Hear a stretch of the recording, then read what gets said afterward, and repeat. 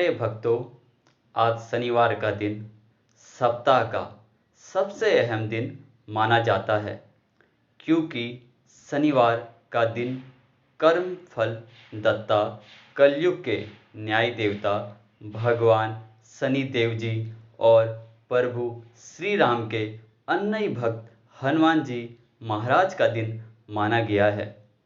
प्यारे भक्तों, जिस तरह से हम लोगों में अलग अलग काम बटे हुए हैं, उसी तरह से सभी देवी देवताओं के भी अलग अलग काम बटे हुए हैं।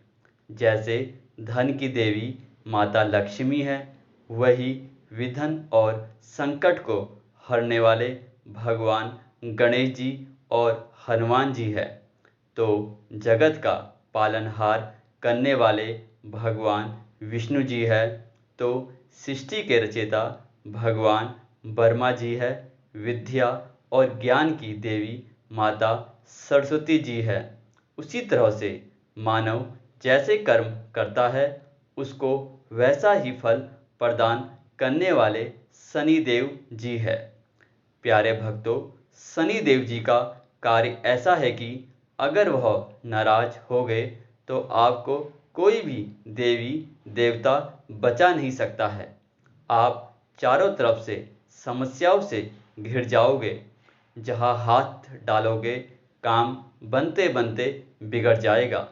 बिना किसी वजह के भागदौड़ बनी रहेगी, बीमारी से पीड़ित रहोगे। मानव जीवन की यह दुर्दशा तभी होती है जब जब व्यक्ति के ऊपर शनिदेव जी नाराज होते हैं। इसीलिए शनिदेव जी को प्रसन्न रखना अति आवश्यक है। शनिदेव जी प्रसन्न रहेंगे तो आपके सभी कार्य सिद्ध होते जाएंगे, बीमारियां छूमंतर हो जाएगी, धंधा व्यापार में प्रतिदिन वृद्धि होगी। आप जहां भी हाथ लगा दोगे, वहां का लोहा भी सोना बन जाएगा। कहने का तात्पर्य यह है कि आपकी चारों तरफ यश कीर्ति फैलेगी, खूब मान सम्मान होगा, सरकारी नौकरी या राजनीति में उच्च पद प्राप्त होगा। लेकिन यह सब तभी संभव होगा जब आपके ऊपर कलयुग के न्याय देवता कर्म फल दत्ता भगवान शनिदेव जी प्रसन्न हो। प्यारे भक्तों, शनिदेव जी को प्रसन्न करना अत्यंत सरल है। बस आपको शनिवार के दिन शनिदेव जी के महामंत्र का 108 बार जप या श्रवण करना है। अगर आप जाप करने में असमर्थ है तो अपने मोबाइल पर चलाकर इस महामंत्र को पूरा एक माला यानी 108 बार सुने। आपके दिन बदलने में देर नहीं लगेगी। आपको शनिदेव जी रंग के राजा बना देंगे। प्यारे भक्तों, आज हम आपको भगवान शनिदेव जी के जिस महामंत्र को बताने वाले हैं, वह महामंत्र भगवान शनिदेव जी का सबसे शक्तिशाली मंत्र माना जाता है। प्यारे भक्तों, आइए शनिदेव जी महाराज के इस महामंत्र को कम से कम 108 बार सुन लेते हैं।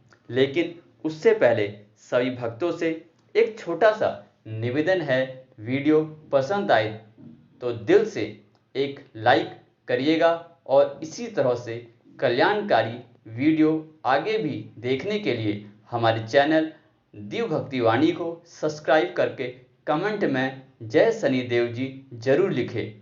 प्यारे भक्तों, महामंत्र कुछ इस प्रकार है। ओम नीलांजन सभाभासम रविपुत्रं यमागजं छायामातंड संभूतं तं नमामि शनीशरम्। ओम नीलांजन सभाभासं रविपुत्रं यमागजं छायामातंड संभूतं तं नमामि शनीशरम्। ओम नीलांजन सभाभासं रविपुत्रं यमागजं छायामातंड संभूतं तं नमामि शनीशरम्। ॐ नीलाञ्जनसभाभासं रविपुत्रं यमागजं छायामातण्डसम्भूतं तं नमामि शनीशरम्। ॐ नीलाञ्जनसभाभासं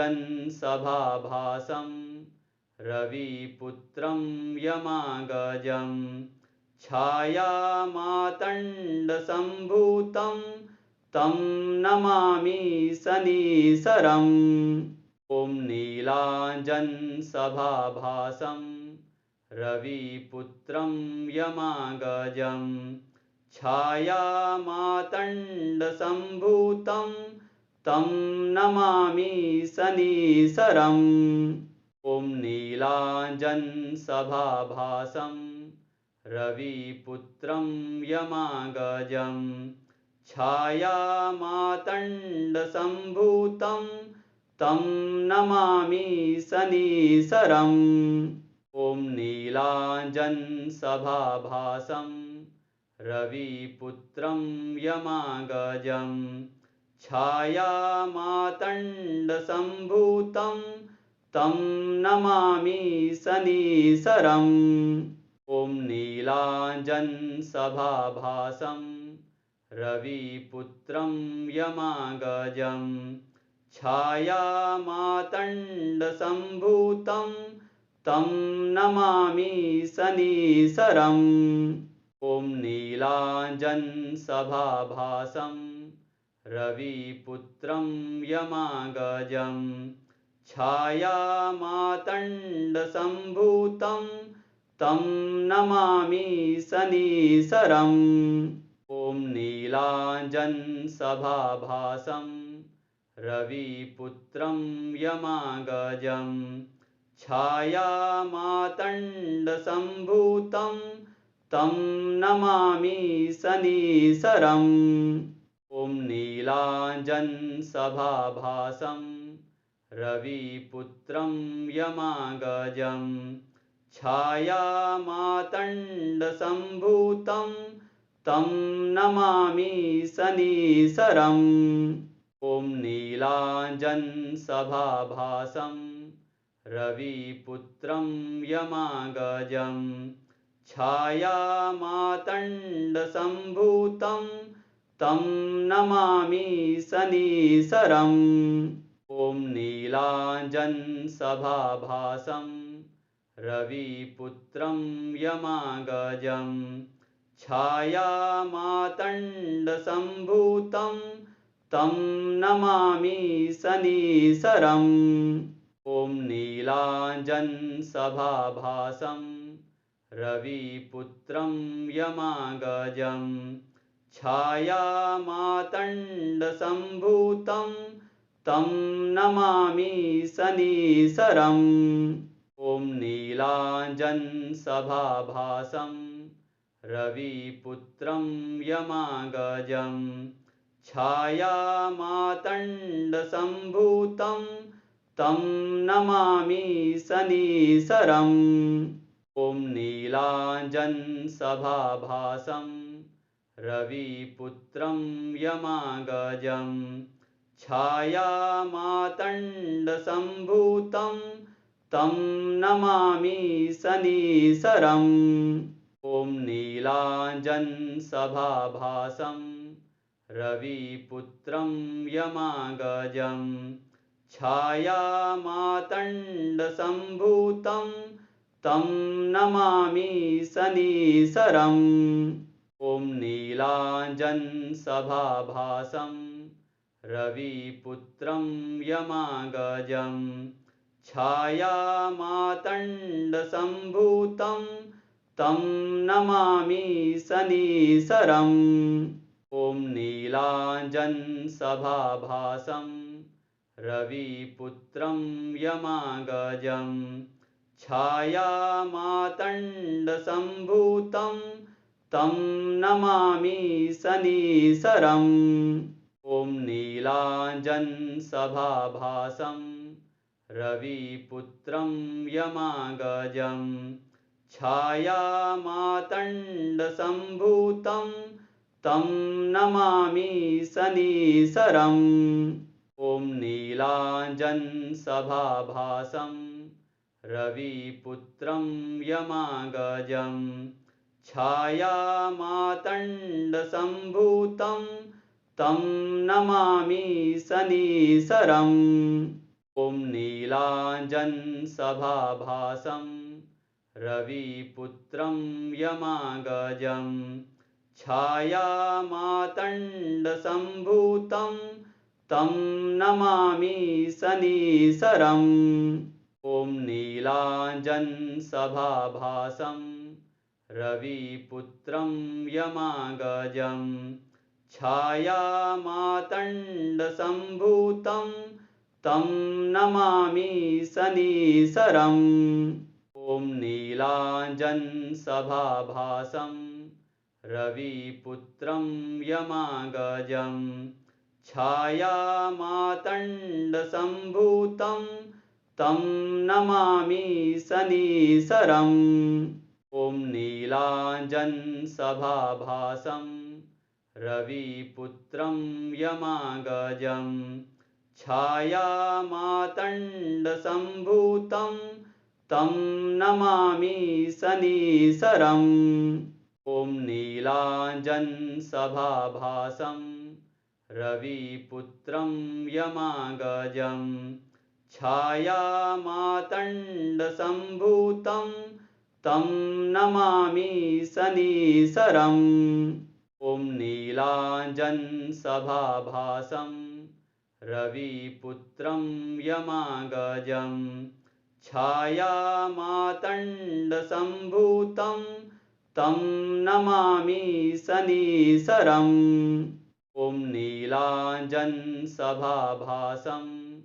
रविपुत्रं यमागजं छायामातण्डसम्भूतं तं नमामि शनीशरम्। ॐ नीलाञ्जनसभाभासं रविपुत्रं यमागजं छायामातण्डसम्भूतं तं नमामि शनीशरम्। ॐ नीलाञ्जनसभाभासं रविपुत्रं यमागजं छायामातण्डसम्भूतं तं नमामि शनीशरम्। ॐ नीलाञ्जनसभाभासं रविपुत्रं यमागजं छायामातण्डसम्भूतं तं नमामि शनीशरम्। ॐ नीलाञ्जनसभाभासं रविपुत्रं यमागजं छायामातण्डसम्भूतं तं नमामि शनीशरम्। ॐ नीलाञ्जनसभाभासं रविपुत्रं यमागजं छायामातण्डसम्भूतं तं नमामि शनीशरम्। ॐ नीलाञ्जनसभाभासं रविपुत्रं यमागजं छायामातण्डसम्भूतं तं नमामि शनीशरम्। ॐ नीलाञ्जनसभाभासं रविपुत्रं यमागजं छायामातण्डसम्भूतं तं नमामि शनीशरम्। ॐ नीलाञ्जनसभाभासं रविपुत्रं यमागजं छायामातण्डसम्भूतं तं नमामि शनीशरम्। ॐ नीलाञ्जनसभाभासं रविपुत्रं यमागजं छायामातण्डसम्भूतं तं नमामि शनीशरम्। ॐ नीलाञ्जनसभाभासं रविपुत्रं यमागजं छायामातण्डसम्भूतं तं नमामि शनीशरम्। ॐ नीलाञ्जनसभाभासं रविपुत्रं यमागजं छायामातण्डसम्भूतं तं नमामि शनीशरम्। ॐ नीलाञ्जनसभाभासं रविपुत्रं यमागजं छायामातण्डसम्भूतं तं नमामि शनीशरम्। ॐ नीलाञ्जनसभाभासं रविपुत्रं यमागजं छायामातण्डसम्भूतं तं नमामि शनीशरम्। ॐ नीलाञ्जनसभाभासं रविपुत्रं यमागजं छायामातण्डसम्भूतं तं नमामि शनीशरम्। ॐ नीलाञ्जनसभाभासं रविपुत्रं यमागजं छायामातण्डसम्भूतं तं नमामि शनीशरम्। ॐ नीलाञ्जनसभाभासं रविपुत्रं यमागजं छायामातण्डसम्भूतं तं नमामि शनीशरम्। ॐ नीलाञ्जनसभाभासं रविपुत्रं यमागजं छायामातण्डसम्भूतं तं नमामि शनीशरम्। ॐ नीलाञ्जनसभाभासं रविपुत्रं यमागजं छायामातण्डसम्भूतं तं नमामि शनीशरम्। ॐ नीलाञ्जनसभाभासं रविपुत्रं यमागजं छायामातण्डसम्भूतं तं नमामि शनीशरम्। ॐ नीलाञ्जनसभाभासं रविपुत्रं यमागजं छायामातण्डसम्भूतं तं नमामि शनीशरम्। ॐ नीलाञ्जनसभाभासं रविपुत्रं यमागजं छायामातण्डसम्भूतं तं नमामि शनीशरम्। ॐ नीलाञ्जनसभाभासं रविपुत्रं यमागजं छायामातण्डसम्भूतं तं नमामि शनीशरम्। ॐ नीलाञ्जनसभाभासं रविपुत्रं यमागजं छायामातण्डसम्भूतं तं नमामि शनीशरम्। ॐ नीलाञ्जनसभाभासं रविपुत्रं यमागजं छायामातण्डसम्भूतं तं नमामि शनीशरम्। ॐ नीलाञ्जनसभाभासं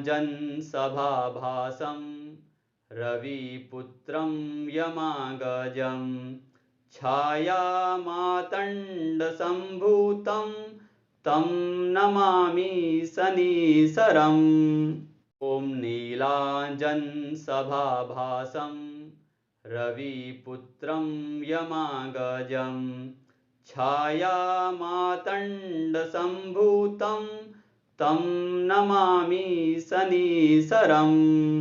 ॐ नीलाञ्जनसभाभासं रविपुत्रं यमागजं छायामातण्डसम्भूतं तं नमामि शनीशरम्।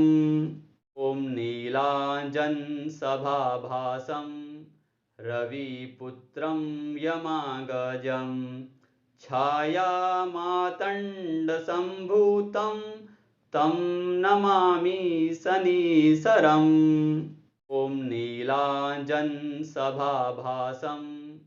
रविपुत्रं यमागजं छायामातण्डसम्भूतं तं नमामि शनीशरम् ॐ नीलाञ्जनसभाभासं रविपुत्रं यमागजं छायामातण्डसम्भूतं तं नमामि शनीशरम् ॐ नीलाञ्जनसभाभासं रविपुत्रं यमागजं छायामातण्डसम्भूतं तं नमामि शनीशरम् ॐ नीलाञ्जनसभाभासं रविपुत्रं यमागजं छायामातण्डसम्भूतं तं नमामि शनीशरम् ॐ नीलाञ्जनसभाभासं रविपुत्रं यमागजं छायामातण्डसम्भूतं तं नमामि शनीशरम् ॐ नीलाञ्जनसभाभासं रविपुत्रं यमागजं छायामातण्डसम्भूतं तं नमामि शनीशरम् ॐ नीलाञ्जनसभाभासं रविपुत्रं यमागजं छायामातण्डसम्भूतं तं नमामि शनीशरम् ॐ नीलाञ्जनसभाभासं रविपुत्रं यमागजं छायामातण्डसम्भूतं तं नमामि शनीशरम् ॐ नीलाञ्जनसभाभासं